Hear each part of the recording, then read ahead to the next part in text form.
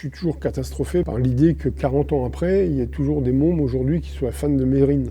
Mérine, c'est un enculé. Un mec qui a torturé des gens en Algérie, qui était raciste, t'es pas quelqu'un de bien. Franck Henry est un ancien braqueur. Il a fait 21 ans de prison et aujourd'hui... Il braque ici les gens au théâtre en leur racontant autre chose que ce qu'ils veulent entendre sur le banditisme. Dans les années 80, tu as fait plusieurs braquages. C'est pas tu rentres dans une banque et tu dis tout le monde haut les mains avec un flingue. Concrètement, comment ça se passe? Ouais. Non, tu rentres, tu braques les gens, tu leur demandes de ne pas bouger, c'est pas la peine de dire c'est un hold-up, ils ont compris tout de suite ça. Et surtout, il ne faut pas qu'ils lèvent les mains. Quand ils lèvent les mains, tu leur demandes de les baisser.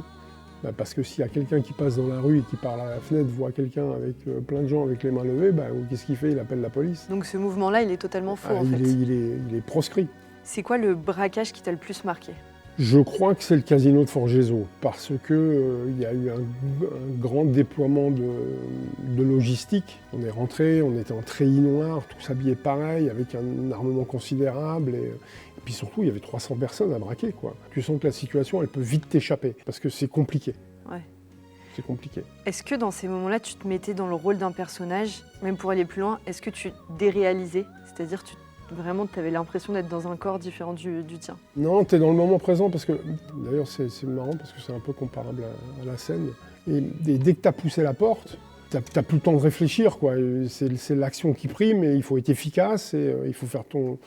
Alors ça va faire hurler des gens, mais il faut faire ton boulot, quoi. Et la première fois que tu te retrouves en prison, c'est à quel âge, toi? Jeune, 15 ans. Ah oui, 15 ans. Ouais, en prison pour mineurs, et pas longtemps, 4 jours. Sauf que ça ne fait pas peur du tout, parce que quand je reviens après 4 jours de prison dans mon quartier, c'est moi le patron, quoi. Et donc, quel confort psychologique pour un gamin de 15 ans. Bon, il est certain qu'à cet âge-là, on manque un petit peu d'identité, et puis bon, c'est le personnage parfait, on est un petit peu craint dans le quartier, on est respecté par les copains, les copines. Moi, j'ai fait le délinquant pour aller chercher une espèce d'affection que j'avais pas à la maison, dans la rue. Puis après, tu as du blé, et plus tu as de blé, plus tu as des potes, plus tu as des potes, plus tu es content. Tu vas chercher de l'argent pour ça, quoi. Toi, Franck, tu as été placé dans des foyers? J'étais placé en nourrice et ensuite chez mes grands-parents, mais moi, j'ai vécu avec mes parents que tard, quoi. Moi aussi, j'ai été placée, donc je capte ce besoin d'identification qui est très fort des enfants placés qui ont besoin de reconnaissance à droite à gauche. Toi, c'est ça que tu es allé chercher? Tu es allé chercher l'amour et l'admiration à travers ça, quoi? Dans le show, je dis que tous les déséquilibrés psycho-affectifs ne deviennent pas des gangsters, et heureusement. En revanche, tous les gangsters sont des déséquilibres psycho-affectifs. Au fond de chaque gangster, il y a ça. T'as braqué pendant combien de temps, toi? Oula. Longtemps, 30 ans presque. À quel moment t'as compris enfin que t'étais plus vide à l'intérieur peut-être et que t'avais plus besoin de l'amour des autres? Jamais j'ai compris ça, même encore aujourd'hui, je crois que je cherche toujours une espèce d'affection comme ça. Et c'est peut-être pour ça aujourd'hui que j'écris, que je fais ce que je fais en ce moment, pour aller chercher le regard des gens, en fait. Et c'est quoi la différence entre être admiré parce que t'es un voyou, t'es un braqueur, et être admiré parce que t'écris des livres et t'es sur scène? Il y en a un, t'es dans un truc complètement asocial et pas normal. Et il y en a un autre où si t'arrive des choses bien, c'est parce que t'as bossé. Tu sais, au départ, quand tu fais le gangster, c'est pour pas aller bosser, en fait. T'es un feignant, en fait. Ouais, tout à fait. C'est plus facile de voler que de travailler. Ce qui est difficile, c'est de se lever le matin et d'aller faire un boulot que t'aimes pas. Ça, c'est difficile. Aller voler, c'est facile. En ce qui concerne l'amour, Franck, je sais que toi, il y a un film que t'aimes beaucoup, qui parle du grand banditisme, c'est Hit. Et dans ce film-là, c'est De Niro qui dit « Quand tu fais ce métier-là, tu dois être capable de tout quitter en 5 minutes. » Exactement. Tu dois surtout pas t'attacher à des choses dont tu ne pourrais pas te débarrasser en 30 secondes, montre en main, si tu voyais les flics se ramener dans le coin. Est-ce que toi, avec cette mentalité-là, et avec cette règle-là du grand banditisme, t'as réussi à être amoureux un jour? Non, non. Il a fallu que j'arrive dans un processus de rédemption. Et à partir de là, j'étais capable d'aimer. Mais avant, non, parce qu'il n'y a rien qui t'attache à cette forme d'amour-là, quoi. Tu vas être amoureux et demain matin à 6h, on va taper à la porte et on va t'emmener en prison. C'est le risque permanent, donc ça sera quelque chose qui sera bafoué quoi qu'il arrive. Pour moi, c'est pas compatible. Attention, je parle que pour moi, là. Ouais.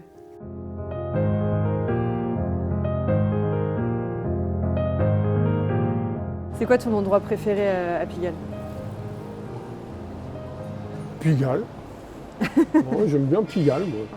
C'était un milieu qui était beaucoup lié au proxénétisme et que ça n'a jamais été trop ma came. Moi, je déteste les macros et les nanas qui tapinent, je voudrais bien qu'on les laisse tranquilles et qu'on les laisse tapiner pour elles. Est-ce que tu peux nous raconter un braquage type ou un braquage qui t'a marqué? Quand on a tapé l'enseigne Cartier à Luxembourg, on a fait le hold-up du siècle dans le pays. On a pris 10 millions de francs. Et je me rends pas compte, Franck, le braquage d'un magasin Cartier, comment ça se prépare? Là, ça s'est préparé d'une façon assez bizarre, c'est qu'on y était pour d'autres raisons.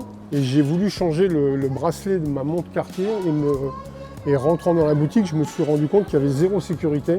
On a décidé d'y aller, quoi. Est-ce que dans Pigalle, il y a des endroits qui représentent le grand banditisme? Il y a des endroits mythiques. Hein. Et là, les Folies Pigalle, qui a toujours été un haut lieu d'amusement, et encore aujourd'hui d'ailleurs.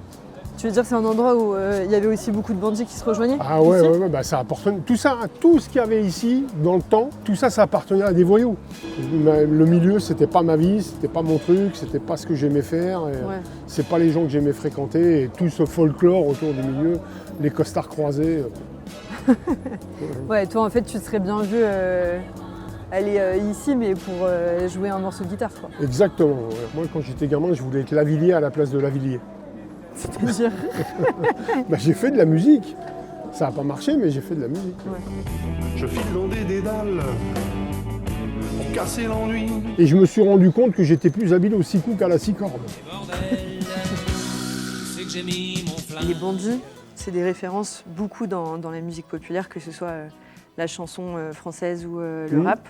On a Mesrine, on a Pablo Escobar, il y a Scarface, Redouane Faïd, Totorina, Griselda, il y en a plein. Le fait qu'ils soient à ce point-là cités dans l'art et que du coup ça en devienne des figures héroïques, qu'est-ce que tu en penses de ça? Mais le problème des figures héroïques, c'est qu'on se trompe souvent de héros. Moi, je suis toujours catastrophé par l'idée que 40 ans après, il y a toujours des mômes aujourd'hui qui soient fans de Mesrine. Mesrine, c'est un enculé. C'est un mec qui a torturé des gens en Algérie, qui était raciste, qui n'était pas quelqu'un de bien. Toi, tu l'as déjà croisé dans ton parcours ou pas? Mesrine, ouais. Je l'ai entreaperçu dans un cercle de jeu alors que toutes les polices de France le cherchaient. Il me semble que tu as déjà croisé par contre son bras droit et qui se faisait appeler le porte-avions.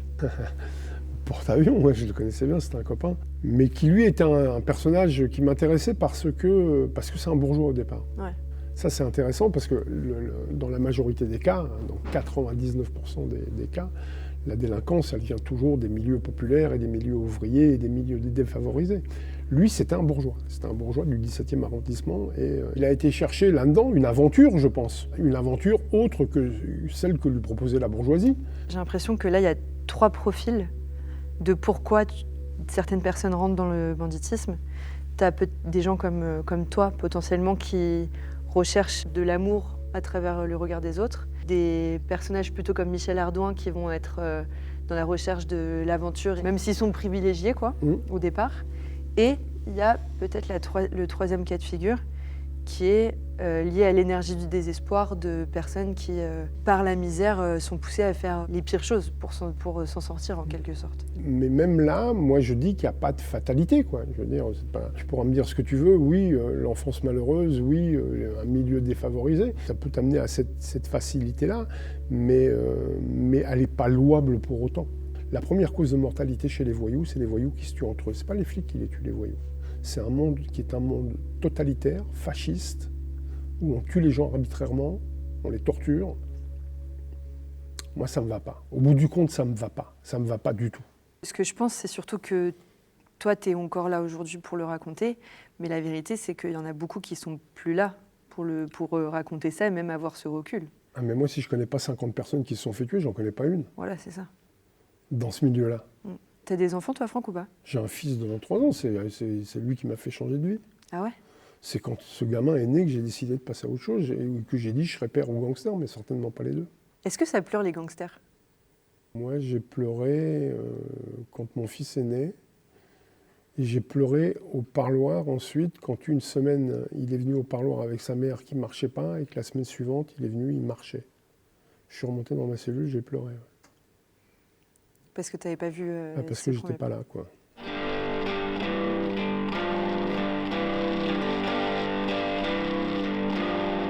C'est une boîte de munitions de l'armée, une vieille boîte de munitions de l'armée. J'ai pris un morceau de carré d'aluminium pour faire le manche. Et ça sonne. La musique, c'est un truc qui te parle directement à l'âme, quoi. C'est-à-dire que ça a le pouvoir de te faire bouger en rythme. Quand un mec il jouait mal, on disait putain, le mec il a le rythme dans le sang. Ouais. Mais il a un problème de circulation. Je crois qu'un jour, tu as voulu monter un opéra rock. Et pour payer les gens, t'es allé braquer un lieu. C'est quoi cette histoire? J'ai produit un opéra rock à 2 pas d'ici, au Trianon. Et le matin de la première, on n'avait pas les ronds, on avait 30 personnes sur scène avec les techniciens, tout ça, c'était une grosse affaire. Et j'ai été braquer un change boulevard Pereire le matin même pour payer tout le monde en liquide le soir même. Et j'ai trouvé qu'au fond, c'était très rock'n'roll. Je sais pas si c'est opéra, mais c'est rock en tout cas, c'est sûr. Je respecte pas forcément quelqu'un qui choisit de faire du mal aux autres pour se sauver, mais comme le dit une célèbre phrase de l'abbé Pierre, on ne peut pas jeter la pierre sur un désespéré qui a voulu prendre les armes pour se sortir du désespoir, quoi.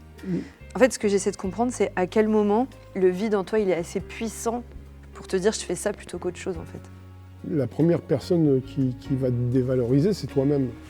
Parce qu'à un moment, tu vas te dire, au fond, est-ce que je suis pas fait pour ça? C'est vrai que je sais pas faire autre chose, voler, je sais le faire. Dernière question, Franck, peut-être. C'est quoi ta plus grosse honte dans ton parcours et c'est quoi ta plus grande fierté?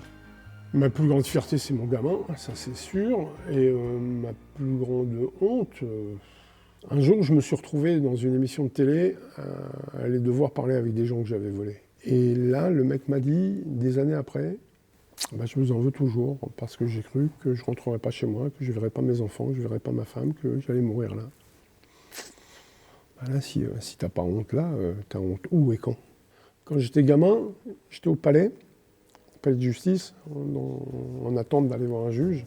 Et là, il y avait un mec qui faisait le ménage, qui était un détenu, et c'était le mec qui était condamné à une peine indéfinie. Et là, j'ai vu un mec qui, sur son front, avait tatoué « Tout me fait rire ». Et bon, moi, ça m'a semblé une évidence. Terrible. Une vraie vérité. Rien n'est grave. Et je pense toujours comme ça aujourd'hui. Je le pense aussi, mais ça peut faire du mal aux gens de penser comme ça. Bien sûr. Je ne dis pas que j'ai raison. Je te dis que le constat, c'est celui-là.